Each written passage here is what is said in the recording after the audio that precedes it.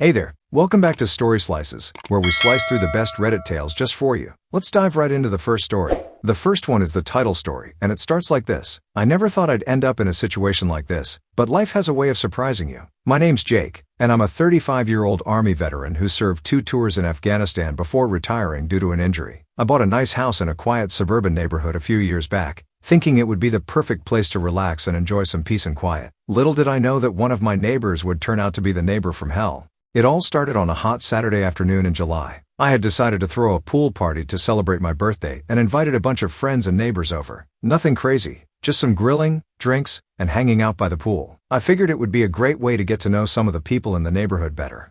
I spent the morning getting everything set up, inflating pool floats, setting out towels, firing up the grill, and making sure the coolers were stocked with ice and drinks. By early afternoon, guests started arriving and the party was in full swing. My buddy Mike from my Army days had driven up from a few towns over, and we were catching up by the grill when I noticed a commotion near the front gate. As I walked over to see what was going on, I saw a middle-aged woman with a "can I speak to the manager" haircut arguing with my friend Sarah, who had just arrived. The woman was blocking Sarah from entering, waving her arms dramatically. "Excuse me, what seems to be the problem here?" I asked as I approached. The woman whirled around to face me, her face red with indignation. "And just who are you?" she demanded. "I'm Jake, the homeowner," I replied calmly. "Is there an issue?" She puffed herself up, looking down her nose at me. "Well, Jake, I'm Karen Thompson from the Homeowner Association Board, and I'm here to inform you that this party is completely unacceptable and needs to be shut down immediately."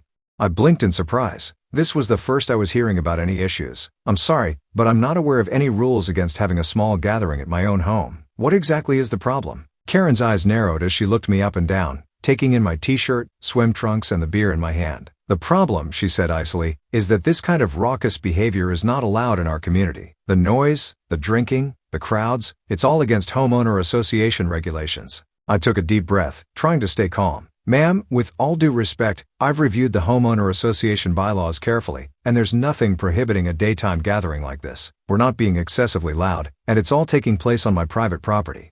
She scoffed. Please? I can hear the music from my house 3 doors down, and I've seen people going in and out all afternoon. This is clearly an unauthorized party."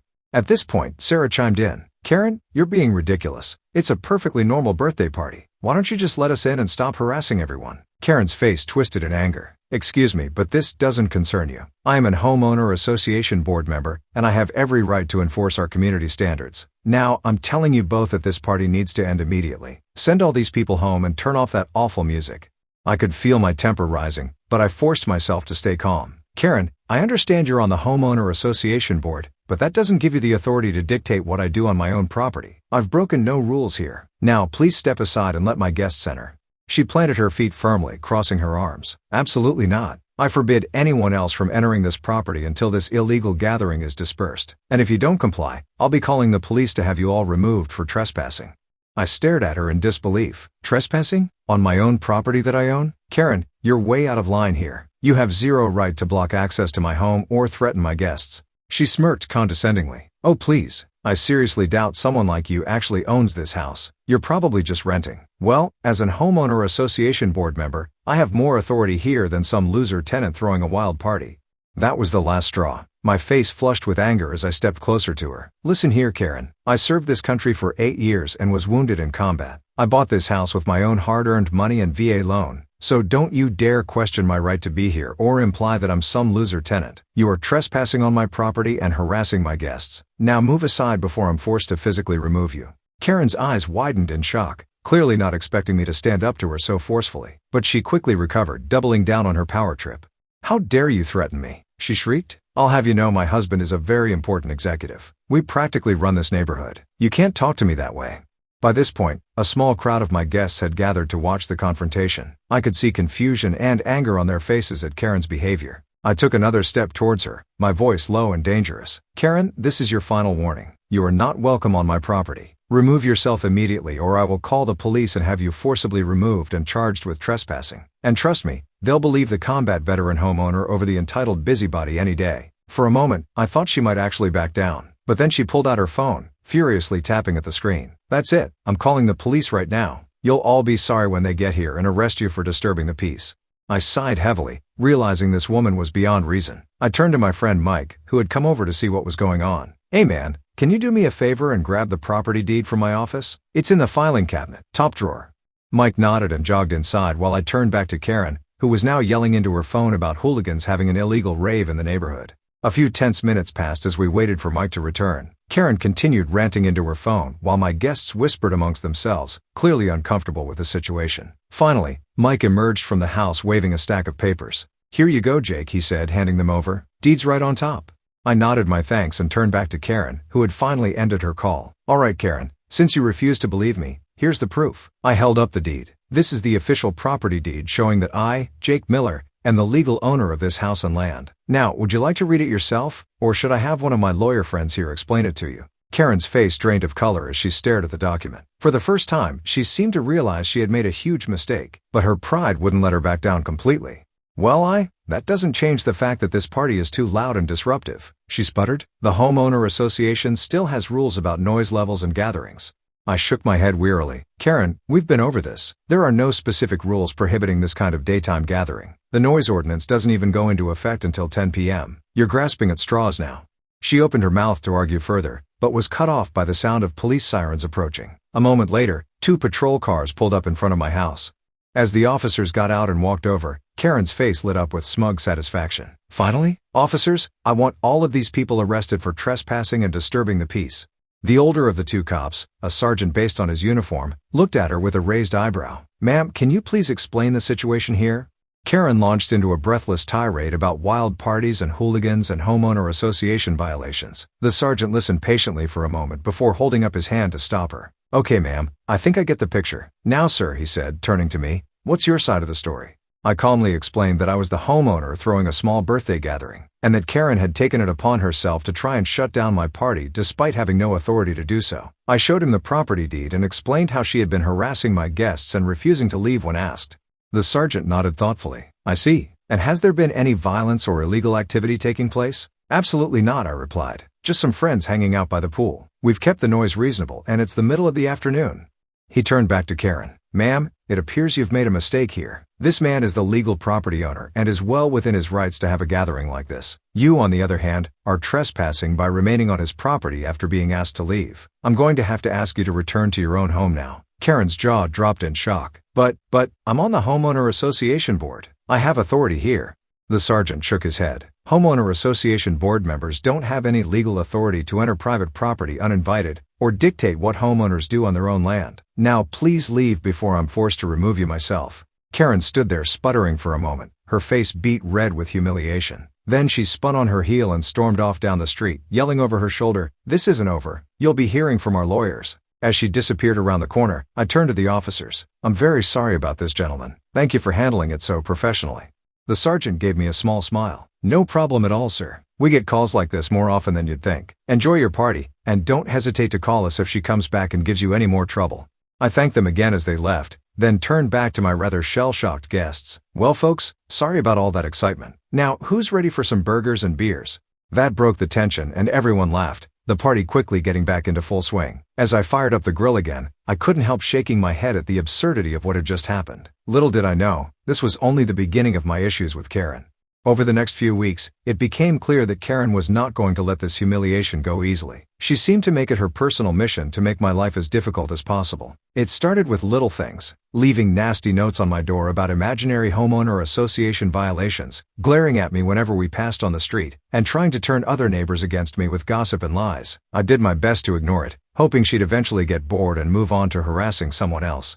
But things escalated when she somehow got herself elected as president of the Homeowner Association Board. Suddenly she had a lot more power to make my life miserable, and boy did she use it. First came the barrage of violation notices. My grass was 1/4 inch too long. My mailbox was the wrong shade of black. I had too many potted plants on my porch. It was all ridiculous nitpicky stuff, but I had to waste time fighting each citation to avoid fines. Then she tried to pass new homeowner association rules clearly aimed at me. No gatherings of more than 5 people without board approval, no music audible from the street at any time of day, no flags or signs of any kind, conveniently ignoring the fact that I like to fly an American flag as a proud veteran. Fortunately, most of my neighbors saw through her petty vendetta and voted down her more outrageous proposals, but she managed to push through enough minor rule changes to be a constant thorn in my side. The final straw came about 2 months after the pool party incident. I woke up one Saturday morning to find a giant dumpster parked in my driveway, blocking me from getting my car out. There was a note taped to my door that read, "Notice of violation unauthorized structures on property. Homeowner has 24 hours to remove all non-compliant items or they will be disposed of at homeowner's expense. Dumpster rental fee of $500 will be added to your homeowner association dues. Karen Thompson, Homeowner Association President." I was livid. This was blatant harassment and likely illegal. I immediately called Mike, who was a lawyer, to get his advice. "Jake, this is way over the line," Mike said after I explained the situation. "She has no right to put a dumpster on your property or threaten to remove your belongings. This is bordering on criminal trespassing and theft. You need to call the police." I sighed heavily. I was afraid you'd say that. I really didn't want to escalate things to that level, but I guess I have no choice. "Listen, man, I know you want to be the bigger person here, but she's not going to stop until someone forces her to," Mike replied. "Tell you what, give me an hour to look over those homeowner association bylaws again, then I'll come over and we'll deal with this together." True to his word, Mike showed up at my place about an hour later with a thick binder of legal documents under his arm. We called the police to file a report about the dumpster, then set about planning our next moves. As we were talking strategy, we noticed Karen marching up my driveway with two burly guys in tow. I groaned internally, realizing this confrontation was about to come to a head. I stepped outside to meet them, with Mike right behind me. "Can I help you, Karen?" I asked coolly. She smirked triumphantly. "I'm here to oversee the removal of your non-compliant items, as per the notice you received. These gentlemen will be handling the heavy lifting." She gestured to the two guys flanking her. I crossed my arms. "And exactly what non-compliant items are you referring to?"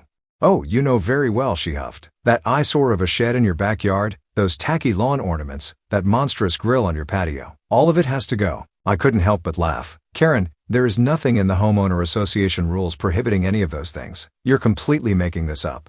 Her eyes narrowed. "As president of the homeowner association, I have final say on interpreting the rules, and I say those items are violations. Now stand aside and let us do our job, or I'll have you removed from the property." That's when Mike stepped forward, his lawyer face on. "Actually, Karen, as the homeowner's legal representative, I'm going to have to ask you and your associates to leave the premises immediately. You are trespassing and attempting to illegally seize property. If you do not comply, we will be pressing charges." Karen's smug expression faltered for a moment, but she quickly rallied. "Oh please, you can't intimidate me with legal mumbo-jumbo. I know my rights as homeowner association president." Mike smiled coldly. "Do you? Because I've just spent the last hour reviewing your homeowner association bylaws, and nowhere do they give the president unilateral authority to interpret rules or seize property. In fact, Section 8, Paragraph 3 specifically states that any new rules or major enforcement actions must be approved by a majority vote of the full board."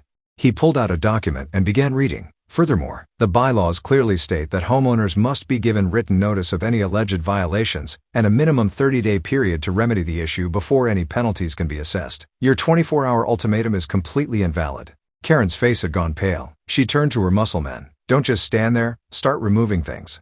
But the guys were looking uncomfortable now. One of them spoke up hesitantly. Ma'am, we were just hired to do some lifting. We don't want any part of legal trouble. I decided it was time to end this farce. Karen, here's what's going to happen. You and your friends are going to leave my property immediately. That dumpster will be removed within the hour, at no cost to me. And you will cease all harassment and invalid citations, or I will be forced to take legal action against both you personally and the homeowner association board." Karen stood there sputtering for a moment, clearly realizing she was out of moves. Finally, she spat out, "This isn't over," before storming off, her confused henchmen trailing behind her.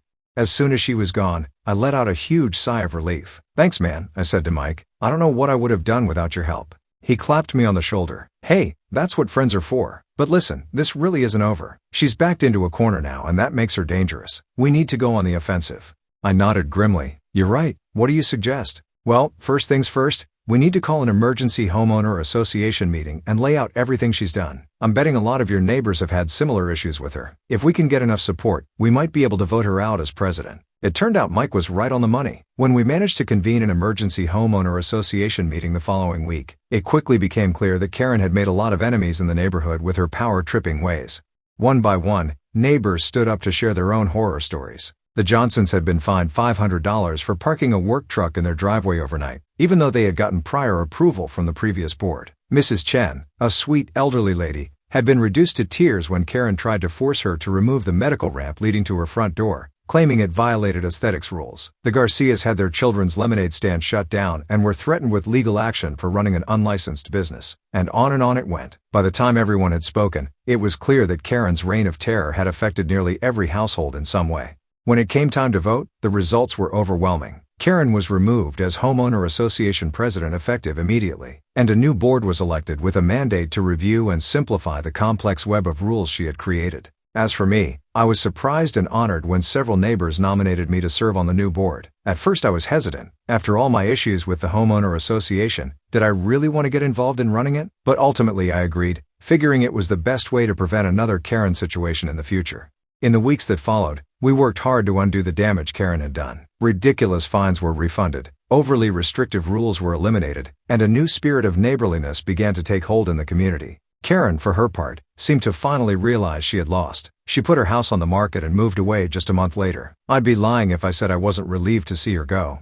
Looking back now, I can hardly believe how much drama unfolded from one simple pool party. But in a weird way, I'm almost grateful for the whole ordeal. It brought our neighborhood together and taught us all some valuable lessons about standing up to bullies and the importance of community. These days, our homeowner association meetings are a lot more relaxed. Sometimes we even have them by my pool, with plenty of burgers and beers to go around. And you can bet that if anyone suggests adding any crazy new rules, they get shut down pretty quick. I still fly my American flag proudly, my shed remains right where it is, and my grill has hosted many more parties without incident. Life in the neighborhood is good, and I'm thankful every day for the peace and quiet I fought so hard to preserve. Sometimes I wonder whatever happened to Karen. Part of me hopes she learned something from the experience and changed her ways. But mostly, I'm just glad she's someone else's problem now.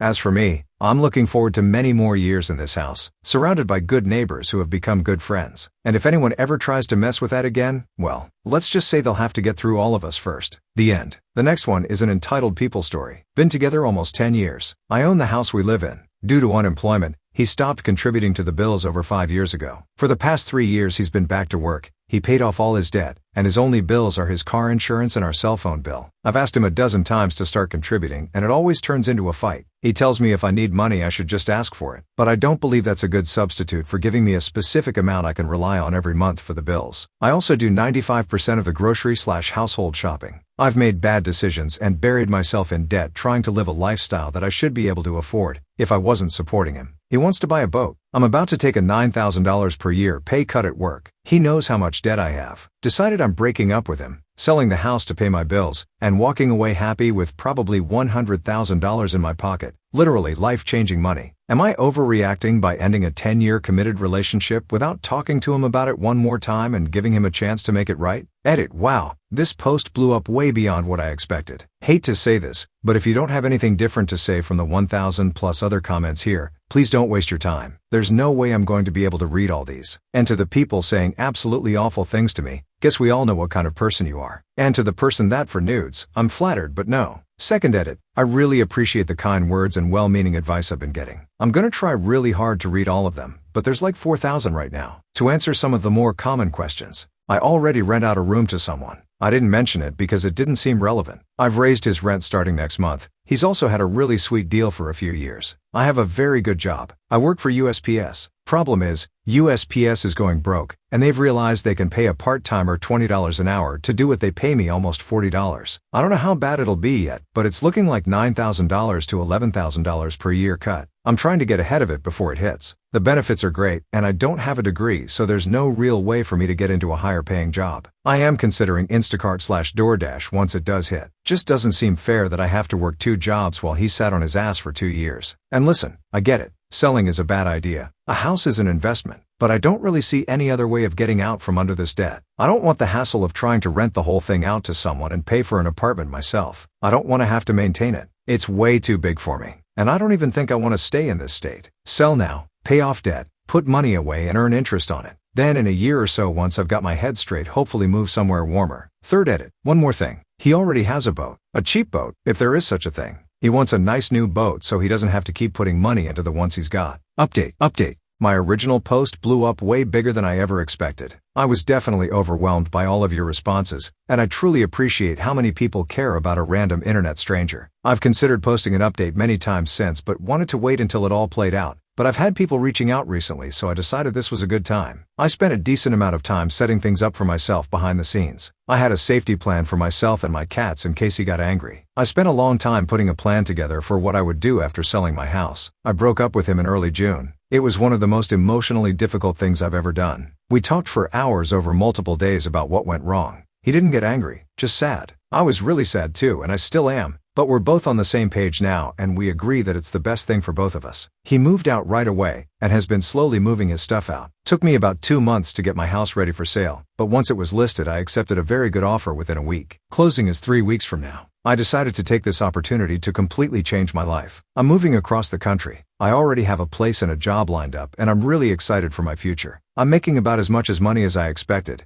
paying off all my debt, and investing a large amount of what's left. I'm moving to a lower cost of living area, and my expenses will be considerably less than they have been. And the job I have lined up will pay about the same as I make now, so I'll be in really good shape. I've already signed a lease for a sweet apartment. Maybe I'll look into buying again in the future. But for now, I'm just looking forward to a fresh start, and the opportunity to make my life exactly what I want it to be. Are you hungry for more slices of stories? Don't forget to subscribe and hit the bell to never miss out on any videos. See you tomorrow.